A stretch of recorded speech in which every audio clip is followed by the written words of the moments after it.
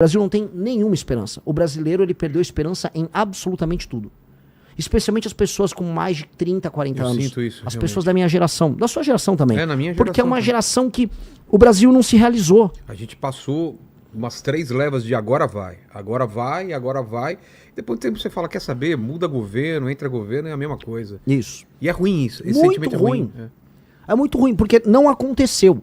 O Brasil não aconteceu E pra a minha gente geração. tinha oportunidade. Lógico. Imagina um cara, eu tô com 42 anos. Um cara da minha geração achava assim, vou fazer a faculdade, estudei, fiz a faculdade, vou arrumar um trampo, vou crescer na empresa, talvez mude pra outra pra ter uma promoção, vou comprar uma casa, casei. Não aconteceu isso. Não aconteceu. Essa geração minha, já em 2008 teve uma crise, então teve a crise mundial em 2008, o Brasil teve uma outra crise em 2013, 14 e 15, crise econômica, então essa pessoa perdeu tudo, aí quando viu esse cara que fez a faculdade tá tendo que fazer Uber pra sobreviver. E aí ele, não, agora é Bolsonaro, agora vai, aí não foi. Aí volta o Lula e fala, vou te dar uma picanha. Picanha? E não teve picanha nenhuma também. Então esse cara acha que viver no Brasil é uma desgraça, e aí o que tá acontecendo? As pessoas estão indo embora do Brasil. O Brasil, que sempre foi um país de imigrantes, um país assim, especialmente se você é do centro-sul do Brasil, você provavelmente vai lembrar que seu avô ou sua avó veio de algum lugar diferente do mundo. Hoje não é mais assim, o brasileiro vai embora. O brasileiro tá procurando emprego em outros lugares. E isso tá acontecendo porque as pessoas perderam a esperança do Brasil. Aí são piadas, o Brasil é um bostil, o Brasil não vai dar nada, ou o Brasil é um cachorro caramelo. Aí o PT se aproveita disso. Não, é a soberania com o cachorro caramelo. Pô, cara, a gente não é isso. A gente perdeu essa energia vital que poderia fazer a gente ser uma das grandes potências do mundo. E aí o que eu tô tentando fazer? Eu acredito muito.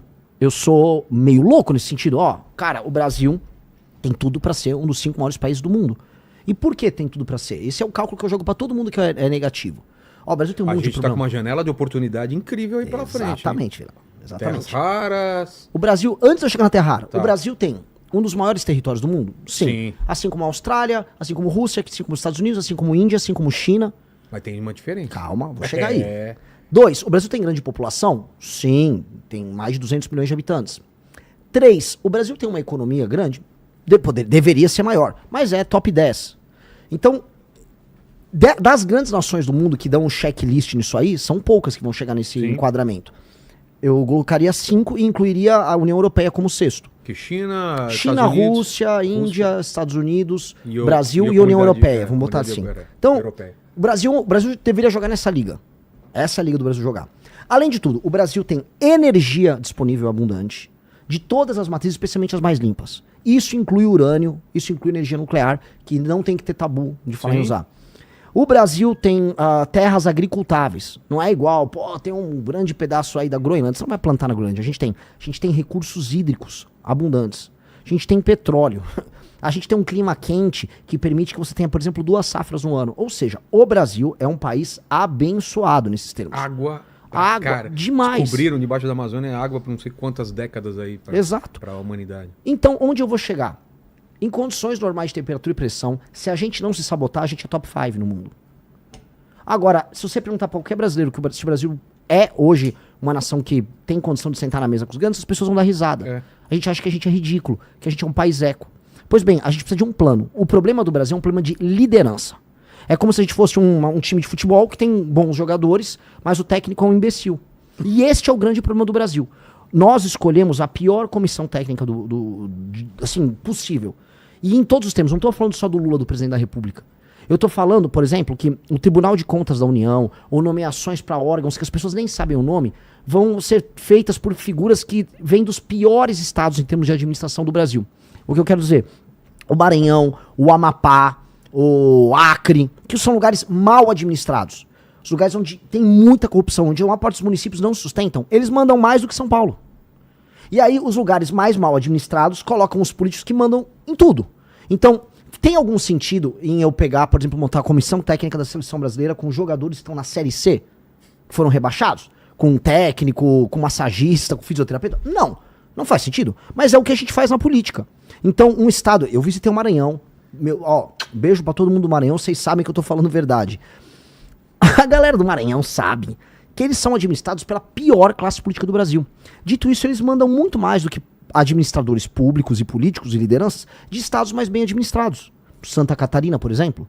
Então, o que faz com que o Brasil ele seja tão desequilibrado? Nós temos um sistema político antigo que ele valoriza a ocupação de espaço e não a entrega de resultado. E a população, e aqui eu vou perder voto, mas vamos lá, aqui nós temos que... Tô no Vilela, cara, tô em casa, aqui eu vou falar o que eu penso mesmo. A população não sabe avaliar. E onde eu rodo no Brasil, a população não sabe avaliar. Culpa do que isso? Diversas razões. A população não sabe avaliar que é importante para ela ter saneamento básico. Essa é a primeira coisa, porque é uma obra que fica debaixo da terra. Ela sabe que tem esse problema. Não sabe. Por que isso não reverte no voto? Porque ela não sabe. Não, mas ela sabe Não que tá sabe, uma merda aqui. não sabe. Vilela, ela não sabe. Ela sabe que não tem segurança. Ela não... Segurança sim. Mas saneamento básico não. Você acha que não? Não. Vou dar exemplo, coisas que o cidadão não dá valor na hora de votar. Você perguntou pra galera qual é o problema daqui. Quando você está num lugar que não tem saneamento básico, as pessoas nem sabem que elas precisam ter saneamento básico. Não tá na imaginação delas. O valão de esgoto tá do lado da casa delas e ela tá tão acostumada com aquilo que aquilo é a vida dela. A vida dela tem um valão de esgoto, faz parte. Que o lixo largado na rua, pô, toda a rua vai ter um lixo largado. Então quando essa pessoa sai do estado dela ou da casa dela, da rua dela, humilde, ela vai, por exemplo, vamos dar um exemplo, o cara saiu do interior do Maranhão e aí ele foi pra uma cidade de Santa Catarina que é mais bem cuidada. Ele nem compreende o que tá acontecendo ali. Porque aquilo tá fora do escopo de imaginação dele. Que é mais ou menos parecido quando a gente, que é de capital, vai pra outro país. Oh, exato. Fui pra China agora e você vê as ruas tão limpas, com tanta gente na rua, você fala, cara, como podia ser assim no Brasil? Exato. Então, as pessoas não imaginam. É um problema de imaginação. Outra coisa, eu falei, saneamento básico, ninguém dá valor. Só que eu sei esse problema. Eu rodei o Maranhão, e aí eu já tinha falado, Renan, aqui tem muito problema de saneamento, cuidado pra tomar um suco, que eles vão bater com a água da torneira, ela vai no fundo vindo do poço, que vai pegar um lençol freático, num lugar que não tem saneamento. Doença. Toda minha equipe pegou diarreia. Todo mundo. Tomando, às vezes, um suco, ou você pediu uma Coca-Cola, pediu um gelo. O gelo foi feito ali no... Aí você pegava. E a população, infelizmente, acaba se acostumando, porque a população foi tratada como bicho a vida inteira. A população não foi respeitada a vida inteira. Aí essa população migra para outros lugares. Aí você tem esses conflitos regionais. A galera vai de Goiás, tá me ouvindo, a galera de Santa Catarina, a galera do Paraná. Começa a receber migrantes de outros lugares. Os migrantes não estão adaptados ao modelo de vida deles. E dá briga. Dá briga. Porque eles vêm com um sistema cultural em que eles não foram tratados como cidadão. Então a gente tem que entender assim. O eleitor não dá bola para saneamento básico. O eleitor não dá bola para educação. Nenhuma. O eleitor não dá valor para educação. A educação não faz parte nem de longe da decisão de voto do eleitor. A educação não é considerada um valor intrínseco pelo eleitor. E deveria ser o principal. É lógico. Mas as pessoas não entendem, porque a maior parte das pessoas em lugares mais humildes, quando ela vive, ela entende assim, a escola já era ruim. A vida dela, ela passa pela escola, a vida dela não melhorou naquilo. Ela não entende que aquilo é uma mola propulsora. Quando vieram pessoas de outros países, imigrantes pra cá, que vieram de culturas em que a educação já era dada em alguma medida como valor, eles deram mais valor e levaram vantagens nisso. Eu dou sempre o exemplo da minha mãe. Quando eu era criancinha, eu me alfabetizei muito rápido. Minha mãe me ajudava, ela sentava. Minha mãe era uma mulher de classe média, jovem, meu pai trabalhava, ele era um cara de classe média, ambos tinham se formado, tinham estudado, e minha mãe eu tive o privilégio de ter minha mãe me ajudando quando era criança. E outras crianças não tiveram esse privilégio, porque a mãe, às vezes, é uma mãe solteira, não tinha grana pra bancar isso, precisa trabalhar, precisava ralar, e ao mesmo tempo aquela mãe não entendia como eu cobro a escola pro meu filho ter uma educação melhor. Muitas mães, quando falam em escola, ela fala merenda. Por quê? Porque ela quer saber se o filho dela tá comendo. Então, o ato dela de não dar valor não é que ela é uma pessoa ruim, é porque ela não tem o critério de avaliação na cabeça dela. Uma coisa que as pessoas sentem, saúde, a fila do SUS. Aí sim a pessoa sente, preciso fazer um exame e demora muito tempo pra sair meu exame. Precisa ser às vezes em outra cidade, às vezes eu tô numa cidade pequena, preciso ir pra outra cidade, não tem transporte pra ir pra outra cidade. Demora pra fazer o exame, demora pra conseguir uma cirurgia. Que é o famoso problema de acesso que tem no SUS. Então, na saúde, o pessoal olha. Transporte, o pessoal também olha, porque é uma coisa que afeta ela. Vou pro trabalho, ou o transporte tá caro, ou o transporte tá demorado, ou o transporte tá ruim. Mas, no geral, nos lugares mais humildes, boa parte dos problemas não são avaliados como importantes. E aí o político entende. E o que o político faz? E essa é a lição que eu tive de Brasil. A maior lição que eu tive. O político, ele entende que ele pode cooptar aquela pessoa. Então, você tem uma família com 5 pessoas. Ele dá um emprego pra uma pessoa na tua família. Aí a tua família inteira é obrigada a votar nele e apoiar ele o tempo todo. Ele distribui uma telha, um saco de cimento. Ele fica mantendo você num sistema de favor, e nada disso envolve atividade econômica gerada no município, porque ele vive de repasse do famoso FPM, Fundo de Participação dos Municípios, que é um repasse que vem lá do governo federal. Esse repasse vem de dinheiro tirado de outros lugares. E esse político não tem nenhuma responsabilidade em aumentar a arrecadação, tampouco em melhorar a vida das pessoas. E é por isso que eu comecei a jogar luz sobre esse problema ao redor do Brasil, que eu falei, cara, todos os políticos do Centrão, os políticos mais corruptos, eles vêm desse modelo de engambelar o eleitor, de comprar o eleitor, de manter o eleitor ali como um servo, enquanto ele tira dinheiro de outros lugares do Brasil que estão ralando e pagando imposto altíssimo, e aí ele se mantém, fica rico no meio, e aí ele tem o ciclo eleitoral. Se esse cara tá no Nordeste, não no Norte, no Nordeste tem, por exemplo, vai acontecer agora o São João. Todo político do interior tem que fazer o maior São João possível, e o eleitor avalia ele se o São João for grande. No resto dos lugares, são os grandes shows, por exemplo, festa da prefeitura. A prefeitura fez aniversário, aí você traz o Natanzinho, traz o Wesley Safadão, e traz vários desses cantores, e aí o público avalia, pô, meu prefeito é bom. Aí o Safadão chama o prefeito lá, o prefeito dança. Cara, isso não dá. Aí você tem, sei lá, mais de 2.000 cidades no Brasil que vivem disso. Pão e circo. É um pão e circo com muita pobreza, IDH baixíssimo e baixa atividade econômica. Em última instância, não só por conta disso, por conta de outras coisas, mas isso faz também com que outros lugares no Brasil acabem pagando uma alíquota de impostos muito alta para sustentar essas transferências para outros estados e municípios e também para sustentar a máquina do governo, a grande máquina com seus milhares de juízes, com seus milhares de promotores, com seus funsas que ganham salários acima da média, com super aposentadorias. E você tem que sustentar toda essa máquina que redistribui dinheiro que não funciona. E aí fica a pergunta, desde a Constituição de 88 tem todos esses instrumentos de distribuição de recursos. Se for puxar ainda, vamos dizer, o Pacto Federativo, os investimentos para diminuir a pobreza no Nordeste, Sudene e tal, a gente está lá desde os anos 50 falando em fazer isso. E a desigualdade regional não diminuiu. Então a gente tem que mudar a lógica. E quando eu olho e eu estudo a lógica, ou seja, quando a gente estuda história, o que a gente percebe? Que você tem uma classe política que é horrenda, que é a pior classe política possível, administrando os lugares mais humildes e que não larga o osso. E eles se aliam com a esquerda, com a direita, com quem for, que é o famoso Centrão. E se a gente quiser resolver Centrão, se a gente quiser resolver STF, se a gente quiser tornar, aí sim, o Brasil que eu falei que tem que ser uma das 5 maiores nações do mundo, a gente vai ter que resolver esse problema. Porque rodando o Brasil, tomando uma surra de Brasil, vamos botar assim, você percebe que boa parte das nossas discussões são sobre outras coisas. E não sobre isso. E isso é o essencial. Isso é o verdadeiro tema de Brasil. Eu mesmo, cara, como liderança de movimento, eu achava que, pô, tem outro tema aqui. Cara, tem temas bem mais importantes. E esse é mais importante. Esse eu percebi. Este é o maior problema do Brasil. E se a gente resolve esse problema, por extensão, a gente começa a resolver o grande problema brasileiro. Porque do jeito que tá, o mundo não vai ter clemência com o Brasil. O Brasil, como você disse, tem terras raras, tem recursos hídricos, tá posicionado estrategicamente. O continente, o Sul, a América do Sul, assim como o tal do Sul global, vai ser cada vez mais importante nas próximas décadas. A China, por exemplo, quer fazer uma ferrovia ligando Ilhéus até Xangai, no Peru, que é a ferrovia bioceânica. Porque aí eles dão um bypass ali no canal do Panamá. Você cruza o oceano. E os Estados Unidos não quer. A gente quer. Pra gente é bom. Mas é bom se com a China fazendo a ferrovia? Não sei, eu quero a gente fazer a ferrovia. Então, o mundo tá olhando pra gente e a gente tá fraquinho aqui. Metade do Brasil discutindo se quer uma picanha do Lula, se quer um Vale Gás, o outro se quer soltar o Bolsonaro. É essa a discussão? É essa a discussão de Brasil? Não é. Se a gente quiser ser um país de primeiro mundo, não é. E o lance que a gente tem que desafiar e acordar as pessoas é o que a gente precisa fazer para nos próximos 30 anos a gente se tornar uma dessas 5 nações. Todas essas outras discussões são discussões contingentes, que elas afetam essa, mas elas são menores. Todas, incluindo a STF. Essa é a grande discussão. Como quebrar essa barreira para tornar o Brasil um dos 5 maiores países do mundo. Só deve ser essa a nossa discussão. Todo o resto é besteira. Mas a discussão sobre segurança pública não, né? Não, ela é importante demais.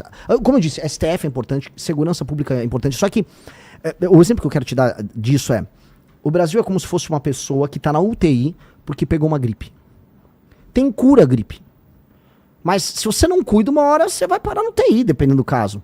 E nós estamos nessa. A gente está com uma doença. Resolver a questão de segurança pública no Brasil não é tão difícil. É que a gente se esforça em deixar o crime organizado trabalhar. A gente se esforça em ter uma das piores leis em termos de combate a facções, leis de execução penal, progressão, saidinha. A gente se esforça. Há um esforço, vamos dizer, civilizacional de anos em tornar o Brasil um país ruim no enfrentamento ao crime. Porque eles estão já dentro do sistema?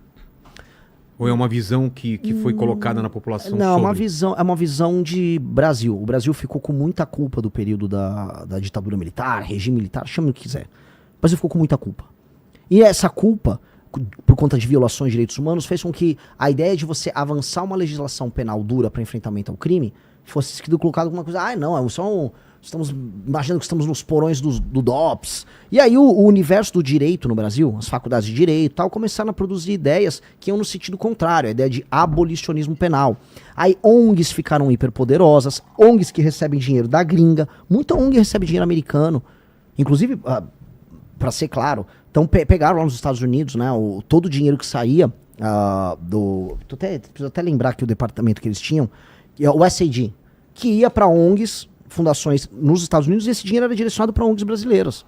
E não só para financiamento de guerra racial, conflitos raciais, ONGs de direitos humanos que defendem direito penal mínimo. Então, isso tudo aconteceu. Por que é interessante, você acha?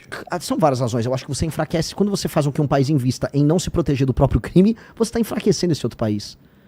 E você divulga ideias das mais diversas. Aqui foi laboratório de guerra racial, aqui foi laboratório de todo tipo de ideia ruim.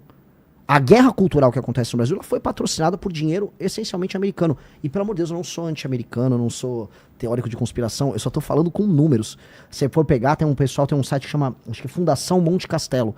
Ele vai pegar ali o dinheiro do George Soros, que é um investidor nisso, fundação por fundação, dinheiro que vem pro Brasil. Isso é nítido. Essas ONGs defendem políticas de desencarceramento, dizem que se você tiver uma política mais dura para aumento de pena, você está sendo racista.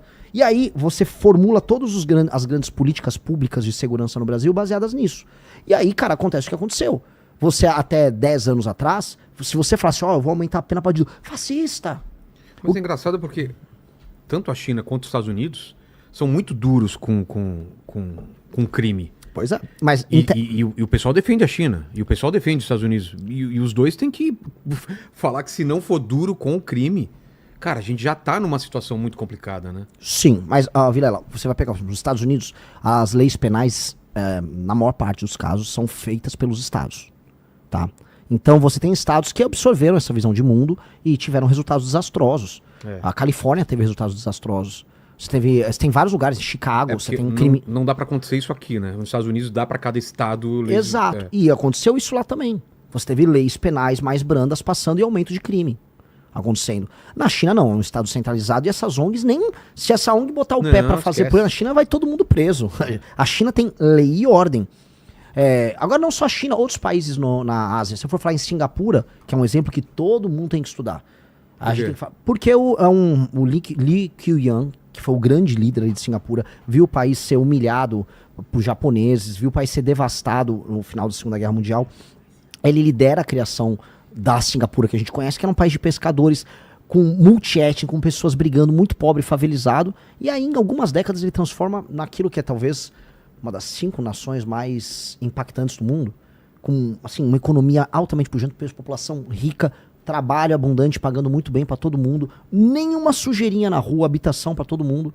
E ele tem uma agenda muito forte de lei e ordem, que acho que é uma coisa que a gente vai comentar muito aqui. Sim. Esse cara, eu tô terminando de ler a biografia dele. Esse cara é um exemplo, todo mundo tinha que ler a história do Lee Kuan nas escolas de administração pública no Brasil. É um exemplo, esse cara conseguiu impor lei e ordem. Então, mesmo num país que não é comunista, pra dar um exemplo, eles estão no lado contrário, tem lei e ordem. O Japão tem lei e ordem, Coreia tem lei e ordem, Vietnã tem lei e ordem. A Ásia, inclusive, é muito forte nessa questão da lei e ordem. Isso passa desde países que são comunistas como a China até como os que não são. A ideia de ordem, a ideia de respeito ao espaço público, ao respeito ao espaço privado, que é uma coisa que a gente precisa comentar, essa é uma ideia muito poderosa que a gente não leva a sério aqui. Então a gente tem que ter um choque de ordem. E esse choque de ordem tem que acontecer em absolutamente tudo. Então, amarrando essa questão da segurança, as nações que não ouviram essas ONGs, elas têm, vamos dizer, um impacto da lei e ordem muito maior. O Salvador é um exemplo. Eu ia falar Podem disso, falar o que quiser do Bukele. O Bukele está apresentando, vamos dizer, aprovação de 80% a 90%, mesmo depois de ter sido reeleito agora. E o que ele fez? Lei e ordem. E ele pegou essas ONGs e mandou pastar. O ONG de direitos humanos, vaza daqui. Porque ele está garantindo os direitos humanos. Eu vou ser presidente da República. A função primordial do Estado é garantir a segurança física, a integridade física dos habitantes daquele país. Essa é a função primordial. Se você não garantir isso, você não tem Estado. Ah, não, a função do Estado é garantir que as pessoas sejam felizes. Ah, é garantir que a trans... Não, sei... não, cara, a primeira função primordial do Estado é garantir a integridade do território, que ele não seja invadido pelos outros e que as pessoas não se matem. Que a pessoa delegue para o Estado, para um ente mais forte, maior, a capacidade dela de se defender, sabendo que o Estado vai punir alguém que a ofenda no sentido físico, vamos colocar aí, que invada a propriedade dele. Então, a ideia de Estado passa pela ideia de proteção à integridade física das pessoas. Se ele não garante a segurança das pessoas, o Estado não existe. E aí entra a coisa, a gente tem um Estado no Brasil? A gente tem um meio Estado. Dizem aí 23 a 25% dos brasileiros vivem sob o comando do crime organizado. E aí não é um Estado, é um Estado relativo.